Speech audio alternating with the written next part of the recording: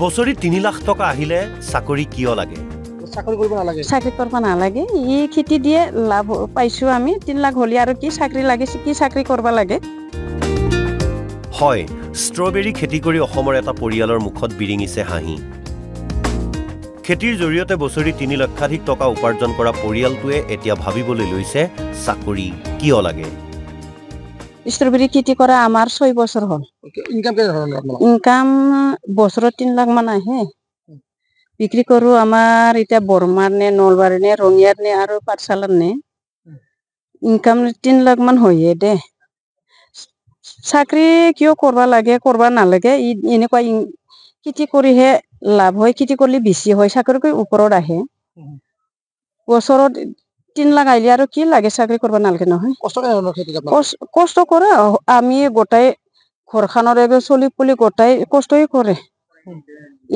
ইয়াৰ লগতে একদম খৰচা পাতি পঢ়া চলা চলি পুলি গোটাই ঘৰখন চলি আছে।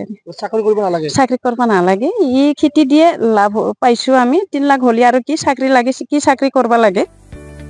বাক্সা জিলাৰ মুছলপুৰৰ বুনবাৰীৰ গাঁৱৰ এইজন আদৰ্শ খেতিয়ক খগেন বড়ো। 5-6 বছৰ পূৰ্বে ষ্ট্ৰবেৰীৰ খেতি আৰম্ভ কৰিছিল খগেনে। এই খেতিত সহায় কৰি আহিছে খগেনৰ পত্নী আৰু আন সদস্যই। ষ্ট্ৰবেৰী খেতি কৰি এতিয়া যেন পিছলৈ ঘূৰি চাবলগীয়া হোৱা নাই তেওঁ।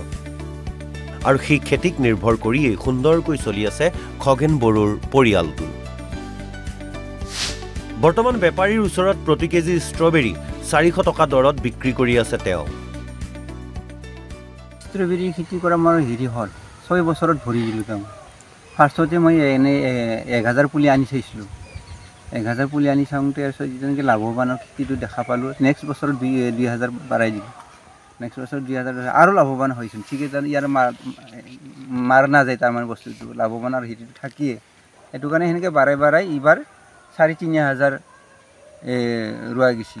আৰু লগতে এগ্ৰিকালচাৰ ডিপাৰ্টমেণ্টটো দিয়ে এইটো লাষ্টত আহি যায় তাহাৰ মালটো। এতিয়া তাহাৰ মালটোৰ লগত আমি আশা কৰিলেই নহয়। তাৰমানে মৰাটোহে গজা দিব পৰা হয় তাহাৰ মালটো।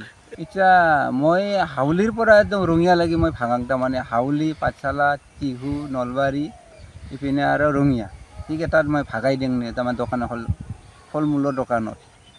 কিন্তু মাৰ্কেটটো এতিয়া এক পেকেটত 250 থাকে। আমাৰ এটা হেৰি পেকেট থাকে, সেই পেকেটত 250 থাকে। কিন্তু 100 টকা এতিয়া মাৰ্কেটটো পাই আছোঁ তাৰমানে। পাছলৈকে কমে নে কি নাজানো। এতিয়া ঠিকেই মাৰ্কেটটো ভালেই পাই আছোঁ। 400 টকা কিলো বুলি ক'ব পৰা যায়। 4 পেকেট হ'লে 1 কেজি হয়। 250কৈ থাকে এটা পেকেটত। সেইটো কাৰণে মাৰ্কেটটো এইবাৰ ঠিকে পাইছোঁ। পাছলৈকে কিয় নাজানো।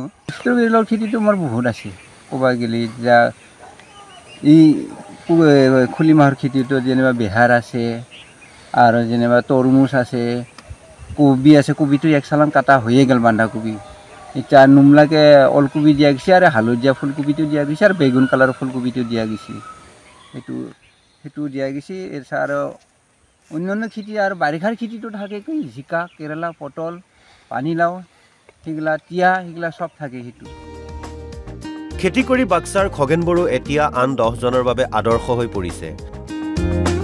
চাকৰি বিচাৰি হাবাথৰি খোৱাতকৈ খগেন বড়োৰ দৰে আপুনিও খেতি কৰি স্বাৱলম্বী হৈ উঠিব পাৰে। বাক্সাৰ পৰা সুবৰ্ণ পাঠকৰ ৰিপৰ্ট, অসম লাইভ 24।